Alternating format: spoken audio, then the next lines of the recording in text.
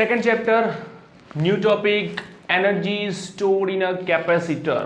Capacitor के अंदर जो एनर्जी स्टोर होती है उसकी बात करेंगे। ठीक है, सबसे पहले कैपेसिटर लेते हैं। चलो, कैपेसिटर में कैसे एनर्जी होती है उसके लिए कैपेसिटर लेना पड़ता है।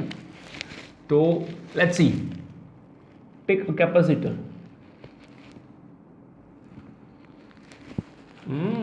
क्रॉस गया।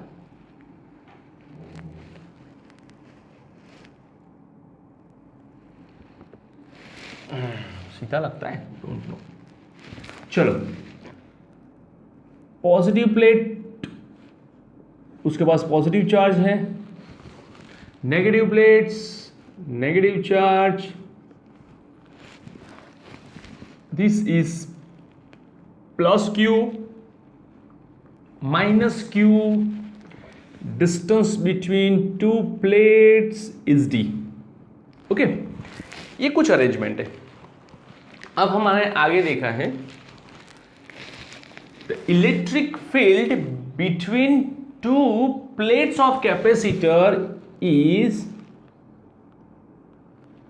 E is equals to sigma by epsilon 0 from positive to negative। ना ना ना सर, गलत है। Sigma by 2 epsilon 0। टू एक प्लेट के लिए, दूसरी प्लेट के लिए दूसरा 2। ये ऑलरेडी हमने पैरेलल प्लेट कैपेसिटर में डिराइव कर चुके हैं कि outside 0, inside addition. Sigma by 2 epsilon 0 plus sigma by 2 epsilon 0, it's sigma by epsilon 0। Now E is equals to sigma by epsilon 0. Now potential between two plates of capacitor is V. Okay, and according to the equation, V is equals to E into D. V is equals to E into D. Now E is what? Sigma by epsilon 0 into D. Clear? Now एक positive charge plus Q, okay, bring a positive charge from negative plate toward the positive plate। Sir क्या गप्पे मार रहे हो? Negative plate के पास positive charge कैसे होगा? क्यों नहीं होगा? मैंने ऐसा थोड़ी बोला है कि इस प्लेट के पास सिर्फ नेगेटिव है। मैंने ये बोला है कि ये प्लेट नेगेटिव है, प्लेट के पास सिर्फ नेगेटिव। इसका क्या मतलब हुआ? देखो, सपोज हमारे पास ये एक बॉडी है, ठीक है, उस बॉडी के अंदर ये नेगेटिव चार्जेस है पूरा। Okay, this body is fully negative body. This body contains only negative charges, but if we put some positive charge, that means body is negative, not only the negative, body is negative because negative charges are more than positive। okay, तो यहां से ये positive charge बाहर आ सकता है। Similar phenomena यहां पर apply होगा कि ये प्लेट जो है वो नेगेटिव चार्ज्ड है, ओनली नेगेटिव चार्ज नहीं है। ठीक है, तो वहां से एक पॉजिटिव चार्ज को उठाओ और सामने लेके जाओ। सर इतना डिफिकल्ट क्यों कर रहे हो आप? एक काम करो ना, यहां से पॉजिटिव लो और यहां पे लेके आओ ना, इजी रहेगा। या तो यहां से नेगेटिव लो, सामने लेके जाओ। सही बात है, ये भी चलेगा, बट हमारा कुछ कंसेप्ट है वो वहां पे क्लैश हो जाएगा। कैसे? अगर सपोज मैंने यहां से नेगेटिव चार्ज उठाया और सामने ले जाने के लिए कोशिश कर रहा हूं, तो ये जो नेगेटिव चार्ज सामने जाएगा, बच्चों आप जो समझ रहे हो ना, वो इतना इजी नहीं है कि ये जो नेगेटिव चार्ज सामने जाएगा उसमें आपको ले ही नहीं जाना है, वो तो अट्रैक्शन से वैसे ही चला जाएगा। वहां पे अट्रैक्शन होगा। आप जो वर्क कर रहे हो वो वर्क के अंदर अट्रैक्शन, मतलब कि ये जो प्लेट है उसे खींच रही है, उसका वर्क भी ऐड हो जाएगा। फिर दोनों को बाइफरकेट करो।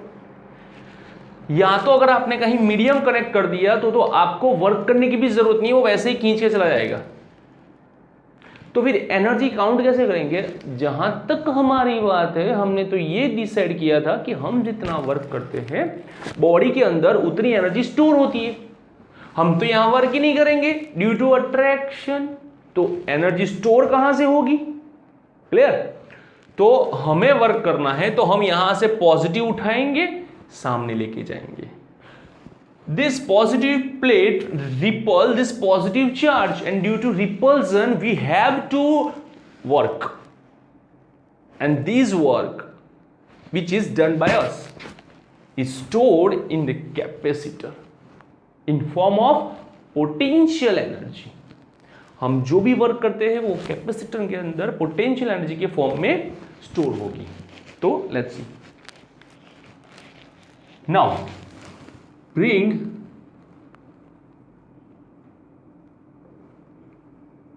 plus delta Q from negative plate to positive plate. Okay, therefore the total work done dW is equals to V into delta Q. V into delta Q. V is equals to what? E into D. So V into D into delta Q. Now E is equals to epsilon naught A. E is equals to sigma by epsilon, and sigma is equals to Q by A, D and epsilon naught as it is. Okay, so dW now Q into delta Q यहां पर रखो, और ये जो D है उसे transfer करो denominator के नीचे। ओके, जैसे हम ट्रांसफर करते हैं ना, denominator of denominator transfer to the numerator, तो सेम थिंग आपको यहां पे करनी है, उससे उल्टा, कि numerator is transfer to the denominator of denominator. Now take integration over this. Integration, sir integration ऐसा थोड़ी होगा, इंटीग्रेशन के लिए तो ये करना पड़ता है dW। आपने ये डेल कैसे कर दिया? dW का मतलब क्या होता है? Fraction value. d का मतलब क्या होता है? Fraction value. तो यहां पे भी डेल्टा का मतलब भी फ्रैक्शन वैल्यू ही है।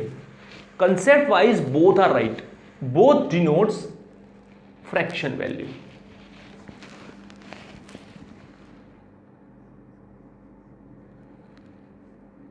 सी, integration q square by 2, q square by 2, so W is equals to q square by 2c, and this work is stored in form of potential energy. Okay, W is equals to q square by 2c. Now ये एक formula है, ये कब use करना है? जब हमारे पास capacitor की वैल्यू हो, जब हमारे पास चार्ज हो तब।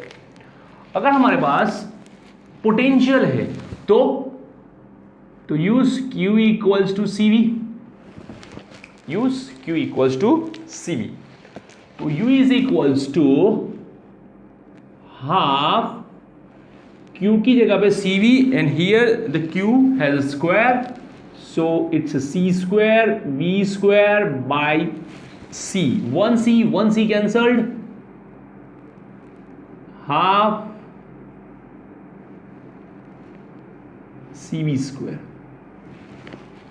U is equals to half CV square. Next, ये कब यूज करना है? जब आपके पास कैपेसिटेंस की वैल्यू हो और उसका पोटेंशियल बताओ तो। Now use C is equals to Q by V here. then equation becomes u is equals to half q by v into v square. 1v cancel, it's qv by 2. कब use करना है? जब capacitor का potential पता हो, उसका charge पता हो, लेकिन कैपेसिटर की वैल्यू पता ना हो, तब आपको ये यूज करना है. क्लियर? तो ये है energy store in a capacitor. ये 3 इक्वेशन आते हैं इसके. ठीक है. एक और मेथड भी उन्होंने एनसीईआरटी में दी है, थोड़ी बहुत डिफिकल्ट मेथड है. ठीक है, बट ऐसा नहीं बोल रहा हूँ कि नहीं करेंगे. अगर आपको उस मेथड में जाना है, बुक में पढ़ो. ठीक है, अगर आपको कहीं भी लगे कि नहीं ये मेथड मुझे समझ नहीं है, I want to understand this method, तो कमेंट कर दो. ठीक है, मैं उस पर भी वीडियो बना दूंगा. नाउ अब बात करते हैं डेंसिटी की. What is the meaning of density? Mass upon volume. बस एक रट्टा मारा है ना, वही बोल बोल करते हो आप लोग, मास अपन वॉल्यूम, मास अपन वॉल्यूम. नहीं, not mass upon volume. Means density is any quantity which is occupied in certain volume. like 11th standard में हाँ ये किया था मास अपन वॉल्यूम. ठीक है, अभी फर्स्ट चैप्टर में क्या किया? चार्ज अपन वॉल्यूम, चार्ज अपन एरिया, चार्ज अपन लेंथ. यहां पे मुझे ये दोनों नहीं चाहिए. और अगर आपको याद हो तो 11th स्टैंडर्ड के 15 चैप्टर में भी हमने एनर्जी अपन वॉल्यूम किया था. Energy per unit volume is called energy density. और उस डेंसिटी से हमने लिंक पकड़ी थी इंटेंसिटी की, कि वेव की इंटेंसिटी क्या होती है वो. ठीक है, तो density is energy stored in capacitor per unit volume. Okay, now density energy is what? Half cv square. 3 में से कोई भी ले लो, मैंने रैंडमली सेकंड चूज किया है. क्या बोला? पर मतलब डिनोमिनेटर, यूनिट वॉल्यूम मतलब नीचे आपको वॉल्यूम यूज करना है. ठीक है, कैपिटल वी मत लो, क्योंकि ऑलरेडी वी आप पोटेंशियल के लिए यूज कर रहे हो, आप वॉल्यूम ही लिखो. ओके, राइट ना? क्यों? इसको बुरा लग गया? आपने उसको दिया, मुझे क्यों नहीं दिया? नो प्रॉब्लम भाई, ले तू भी ले लेना, ले. बस दोनों साइड पे देना पड़ता है. हाँ, डिवाइड करो तो दोनों साइड करो, मल्टीप्लाई करो तो दोनों साइड करो, ऐड करो तो दोनों साइड करो, सब्ट्रैक्शन करो तो दोनों साइड करो. बाहर से अगर आप कोई भी एक्स्ट्रा प्रोसेस करते हो अपने पॉकेट में से निकाल के, तो दोनों साइड पे करनी पड़ेगी. ठीक है, ऐसा नहीं कि भाई ऐसे ही कर दिया, ना, आपको दोनों साइड पे करनी पड़ेगी. नाउ एनर्जी पर volume, it's energy density and it is a rho E, is a half cv square. Volume area into distance between two plates. Plate का जो एरिया है, ये एरिया पूरे प्लेट का, दूसरी प्लेट का, उस एरिया और इन दोनों के बीच में डिस्टेंस में जो वॉल्यूम, जो वॉल्यूम कवर होता है, उस वॉल्यूम के अंदर जो इलेक्ट्रिक फील्ड होती है, उस इलेक्ट्रिक फील्ड की जो डेंसिटी बनती है वो है रो ई. आपको एनर्जी डेंसिटी लेनी है तो ये 3 डायमेंशनल फॉर्म में मिलेगी.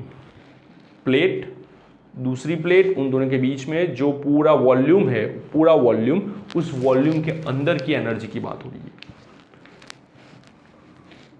Is equals to half epsilon naught A by D into V square by A D. 1a cancel, half epsilon naught v square d into d square divide by d. Okay, but ये formula क्या कहता है? v is equals to ed, not a kd, it's ed. d को नीचे लेके आओ, तो v by d is equals to what? e. here V by D is equals to E, then use it. Rho E is equals to half epsilon naught E square, and this rho E is proportional to E square, proportional to E square, कि भाई energy density electric field की जो value होती है उसके square के proportional होती है. Energy density is proportional to the square of the electric field. तो as electric field increase energy density will increase. और इलेक्ट्रिक फील्ड कैसी होती है? 3 डायमेंशनल. तो एनर्जी डेंसिटी भी क्या हो गई? 3 डायमेंशनल हो गई. तो ये है आपकी पूरी थ्योरी. इसमें बहुत सारे फॉर्मूलाज है, ठीक है, 2-4 फॉर्मूला आए हैं, 1 2 3 4. वो चारों के चारों फॉर्मूला आपको याद रखने हैं, बहुत बार यूज होंगे न्यूमेरिकल्स में, ठीक है. और कभी कभार तो ऐसा भी होगा कि भाई एक न्यूमेरिकल का पार्ट होगा, ये फॉर्मूला यूज़ करके मैं आगे बढ़ना होगा.